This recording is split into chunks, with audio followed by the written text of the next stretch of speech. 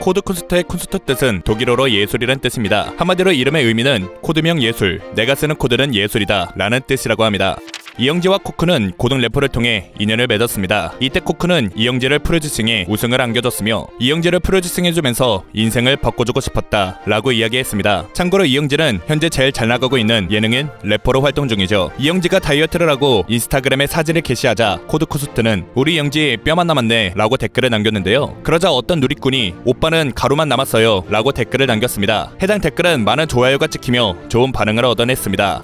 코큰의 귀는 상당히 크며 닮은 꼴로 뚝딱이가 있습니다. 참고로 귀가 큰 건 유전이라고 하는데요. 군대에서 귀 때문에 고생을 많이 했다고 하며 남들과는 달리 손발 대신 귀가 동상에 걸렸다고 합니다. 그래서 립밤을 귀에도 발랐다고 하며 평소에는 선크림을 귀에도 바른다고 합니다. 또한 군대 선임들이 나월에 귀로를 틀며 이거 네 노래야 라고 놀렸다고 합니다. 그때 마음의 상처를 받아 양면 테이프를 귀에 붙이고 잠을 잤다고 하며 해당 고민을 아버지한테 이야기했는데 그래서 아빠는 줄로 묶고 잤었다 라고 말해줬다고 하죠. 여담으로 코크는 아무리 귀를 세게 눌러도 아프지 않다고 하며 아는 형님에서 아무리 눌러도 안 아프면 호동이 형한테 당해봐라 귀가 뜯겨 나갈 수도 있다 라는 말에 코크는 당당하게 이수근한테 걸어갔습니다. 코쿤의 하루 식사량은 바나나 2개와 고구마 2개가 전부라고 합니다. 그리고 야식으로 먹는 건 맥주와 고구마라고 하며 치킨 한 마리를 다 먹어야지 생각하고 접근한 적이 없고 라면에 밥을 말아 먹은 적도 별로 없다고 하죠. 또한 고구마를 오븐에 구울 때 한 개씩만 굽는 모습을 보자 박나래는 고구마를 한 번에 쪄야지 2~3개씩 먹지 않냐 라고 물었고 코드쿠스트는 혼자 살아서 고구마를 한 개씩만 먹는다 라고 말했습니다. 참고로 코쿤 집에 있는 오븐에는 고구마를 제외한 다른 음식은 요리를 해본 적이 없다고 하죠. 이에 대해 코쿤은 식단이 전쟁 통 같다 라고 말했으며 따로 배고픔을 잘 느끼지 못해 연예계 대표 소식자로 등극했습니다. 코큰은 독립 10년 차이며 집은 내 전부다 라고 말할 만큼 집에 대한 애정을 표현했는데요. 코큰의 집은 총 4층으로 지하실과 주방, 거실, 침실로 나눠져 있습니다. 그러나 정작 집주인은 집 구석에 박혀있는 걸 좋아한다고 하며 식사를 할 때도 집 구석에 쭈그려 앉아서 먹을 때도 많다고 합니다. 코크는 복면가왕에 출연한 적이 있으며 당시 복면가왕 작가 덕분에 개인기를 얻었다고 합니다. 복면가왕 작가는 출연진들한테 개인기를 꼭 시킨다고 하며 개인기가 없다고 하면 개인기를 발견해주는 방에 가서 출연진들의 재능을 발견해준다고 합니다. 코크는 별로면 안 한다 라는 생각으로 방에 들어갔고 작가는 코크한테 통아저씨가 들어갈 만한 큰 원통을 주며 통과해보라고 시켰다고 하죠. 코크는 이거 들어가려면 제 뼈를 부셔야 된다 라고 말하며 거절했고 작가는 훌라후프 4개를 주며 한 번에 돌려보라고 시켰다고 하죠. 이 정도면 작가한테 화가 날 수도 있지만 잘 말해주는 작가 덕에 내가 할 수 있나? 라는 착각이 들었다고 하죠. 결국 코크는 한 발로 앉아 다리꼬기를 발견했다고 합니다. 코크는 작가가 하도 이것저것 시키자 저는 음악을 하는 사람이지 동춘 서커스단이 아니다 라고 말했다고 합니다. 코크는 쇼미더머니 9과 10에서 찰진 드립으로 많은 사람들한테 큰 인상을 주었습니다. 쇼미더머니 트리플 세븐에서는 다소 진중한 모습이었으며 팔로알토가 와 진짜 지렸다 라고 말하자 어디서 그런 저급한 단어를 라고 말할 정도로 진지한 태도였다고 하죠. 하지만 회가 거듭할수록 코큰의 드립은 발전했고 유튜브에 코큰 드립 모음이라는 영상이 있는데 무려 조회수가 230만이 넘었습니다. 코큰의 드립을 못 참는 이유에 대해 순간 나오는 나의 창의력을 사람들에게 선보이고 싶다 라고 말했습니다.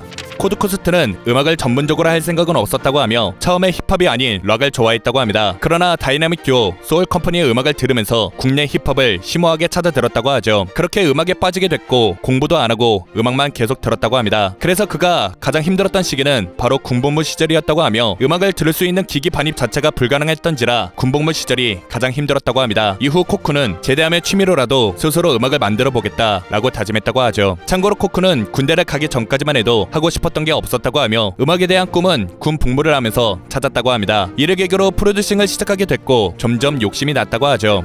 코드쿤스트는 24살 조금 늦은 나이에 음악을 시작했다고 합니다. 코크는 당시 음악을 만들 때 마음이 조급했었다고 하며 거의 2년 동안 하루에 3시간에서 4시간 정도 자면서 음악을 만들었다고 합니다. 그리고 그의 부모님은 코크이 음악을 하는 것에 대한 반대는 없었다고 하며 코크는 부모님한테 행동으로 보여주고 싶어 이틀에서 3일 정도는 잠도 안 자고 작업하는 모습을 보여줬다고 합니다. 이 모습을 본 그의 부모님은 애가 이거 안 하면 죽을 때까지 후회하겠구나 라고 생각하셨다고 하죠. 참고로 코크는 당시 코피를 흘리고 쓰러진 적도 있었다고 합니다. 처음 음악을 했던 시기 앨범의 완성도를 위해 집 밖을 나가지도 않고 작업실에만 있었다고 합니다. 오늘 하루 놀아보자 쉬어보자 이런 생각을 가진 적도 없었고 빨리 앨범을 내고 싶은 생각밖에 안 해봤다고 합니다. 코크는 병적으로 완성도에 대한 욕심이 많은 편이라고 하며 이유에 대해 내가 만족을 못하면 듣는 사람들도 싫어할 거다. 그래서 최대한 집중해서 내 모든 에너지를 쏟는 것이다 라고 밝혔습니다. 코드쿠스트의 첫 저작권 수입료는 9,000원이었다고 합니다. 대략 6개월 동안 고생해서 만든 앨범이라 충격을 받았었다고 하며 쫄딱 망한 정도가 아니라 이렇게 망한 앨범이 있나 싶을 정도로 망했다 라고 회상했습니다. 하지만 코크는 당시 음악을 할 때 생계형으로 하는 게 아니라 음악이 좋아서 했던 시기여서 힘든 시간을 잘 버틸 수 있었다고 합니다. 코크는 힘든 시간을 버티면서 꾸준히 음악을 만들었고 9,000원에서 100만원, 100만원에서 1000만원대로 수익이 올라가기 시작했다고 하며 현재는 억대라고 합니다. 이는 한국에서 저작권료를 받는 사람들 중 1% 안에 속한다고 하죠. 여담으로 코크는 음악을 한두 달 쉬어도 수익은 계속 들어온다고 하며 코크니 가지고 있는 자동차는 포르쉐 카이엔입니다.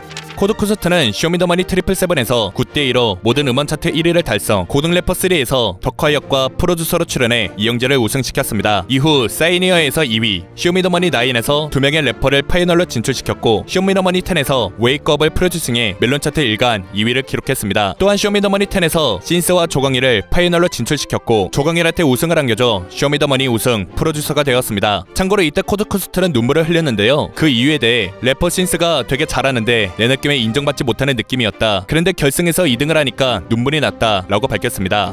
코크는 SNS에서 상대방이 원하지 않는 TMI 정보를 길게 제공하고 싶지 않다고 하는데요. 사람들한테 또 하나의 쓸모없는 정보를 주고 싶지 않은 게 이유라고 하죠. 참고로 코드쿠스트는 기부를 꾸준히 하고 있다고 하며 지난 강원도 산불 피해 복구 금액으로 무려 3천만원을 기부했었다고 하죠. 코드쿠스트는 이에 대해 기부 또한 굳이 알리고 싶은 정보가 아니다 라고 말했습니다. 나는 냄새만 맡아도 배가 부르다. 보통 사람들이 하루 평균 8시간을 잔다고 가정했을 때 하루 4시간만 자고 모든 시간을 작업에 몰두해봐라. 그럼 자연스럽게 1년을 2년처럼 살 수 있다. 개개인마다 다르지만 각자의 왕자가 있다고 생각한다. 그 사람의 생각을 배우는 순간 제 생각이 업그레이드가 될 때가 있다. 기회가 된다면 많은 사람들한테 본인의 음악을 들려주고 사람들의 반응을 살피고 많은 생각을 해라. 하지만 그들이 어떠한 대답을 하는지 자신의 음악에 대한 자부심만은 잃어버리지 마라.